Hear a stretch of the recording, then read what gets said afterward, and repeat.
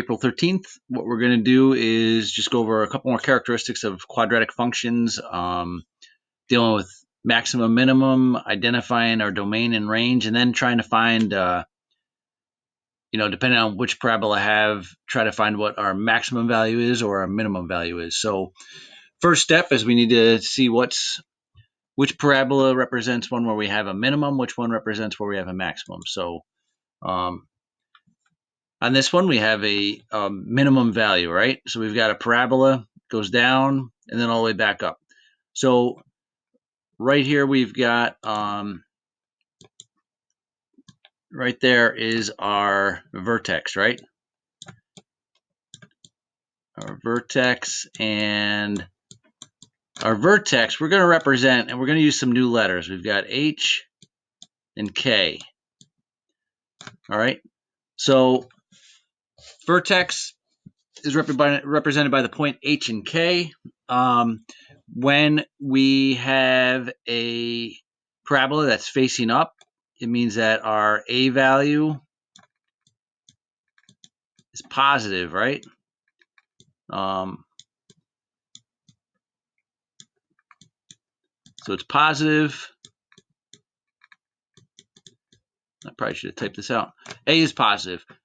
So again, like someone says, I saw online, it looks like a happy face. So when you're positive, you have a happy face. So A is positive, and it's, they'll ask for what is your minimum? What is your lowest value, right? And what they're really asking for is what is your lowest Y value? Because the X goes on forever both ways, but the Y, this is our lowest Y point right here. So when they're asking for your lowest Y value or your minimum, they're asking you for your K. What's your lowest K value? What's your Y coordinate for your vertex, right? So let me just do an arrow.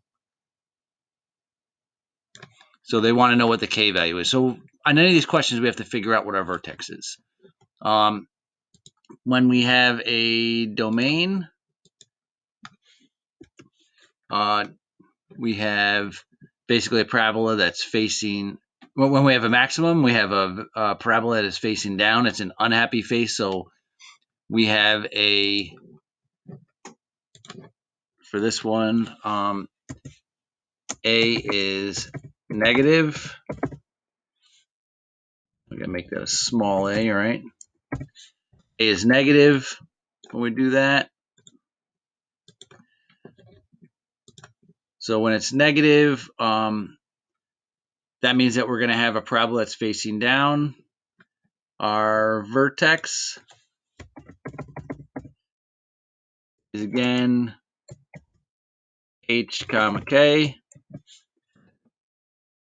Let me make that a little bit bigger just so you guys can see it. That didn't work out so well. Let's put it over there.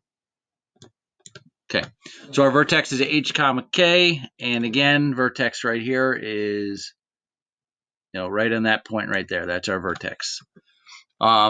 So here they're going to say, what's your highest Y value? What's your maximum value? And what they're looking for what your K is, right?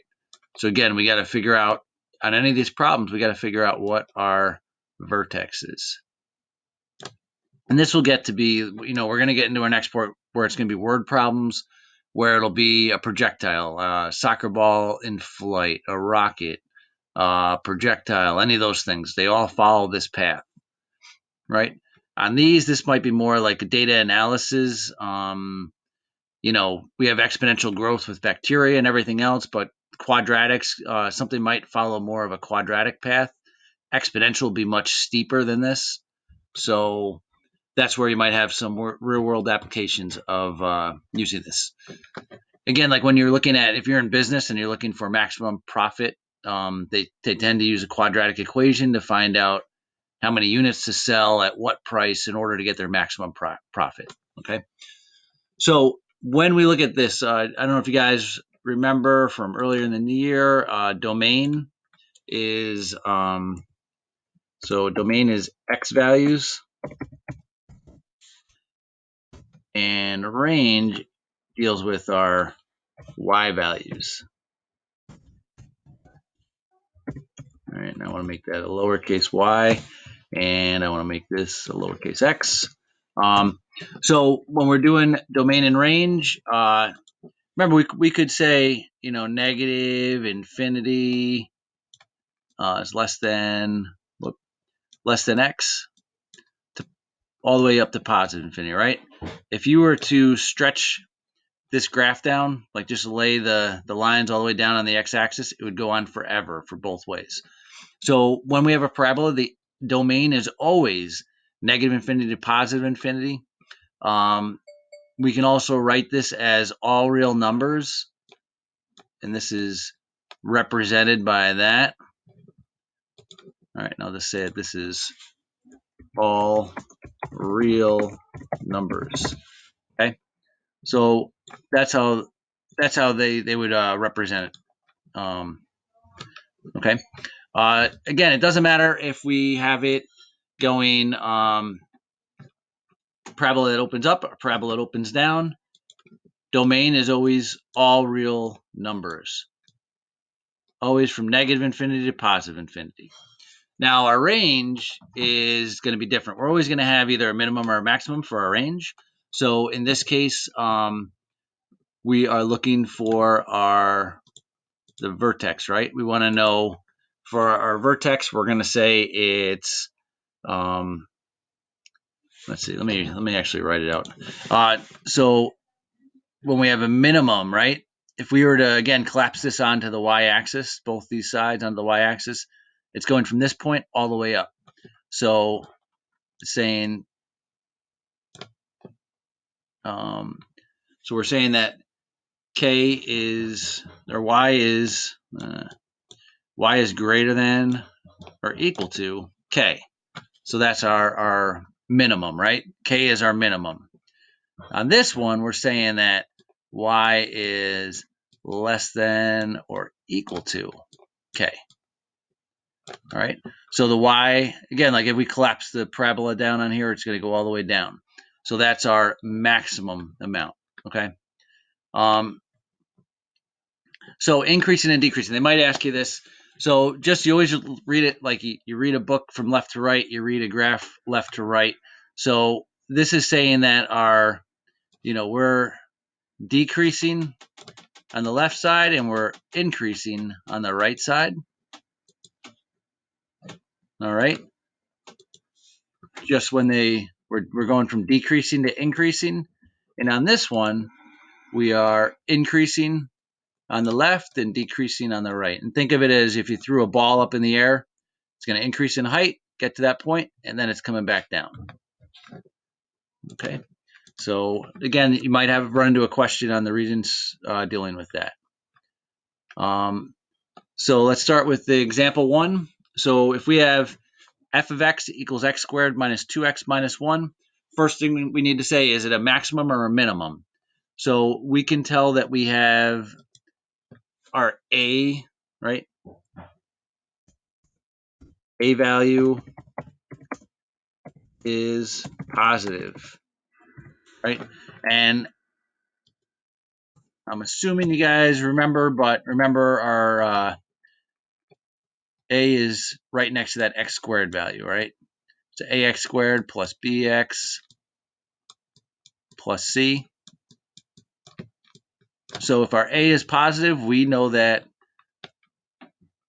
we have a happy face, right? We know that we have a minimum is what we're looking for, okay? So we're looking for a minimum on that one. So let's see. So we do that. We want to find our minimum value. So in order to find our minimum value, we need to first go with our axis of symmetry, and then we need to find our vertex, right? Let's just see. Whoops. Okay.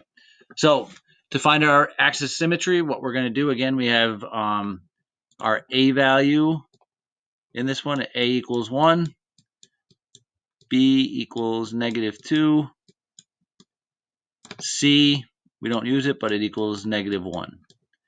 So on this, we get negative b, so we get a -2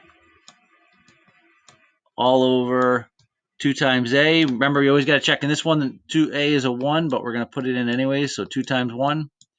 We end up with a positive 2, right? A negative 1 times a negative 2 ends up being a positive 2 all over positive 2 gives us 1. So x equals 1. Okay?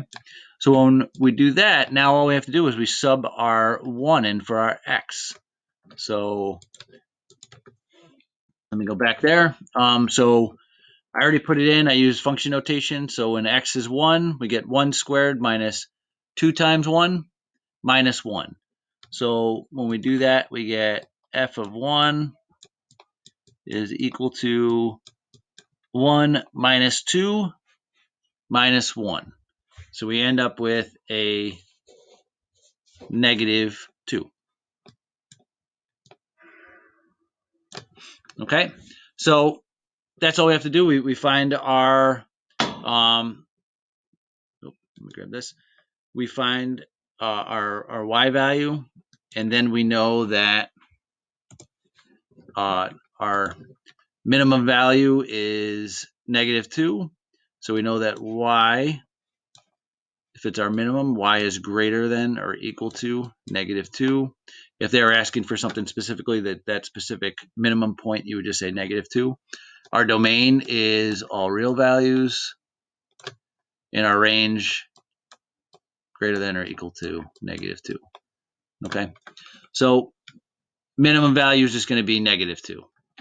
All right, so I'm going to have you guys stop here. Let's see, I want you guys to answer the following questions. So you're going to stop, you're going to answer this. Use this equation, 2x squared plus 4x minus 6. When you do this equation for axis of symmetry, remember a 2 has to go down in that a, so you're going to end up with the denominator of 4 when you do this one. All right, so try it, and we'll come back and do another example.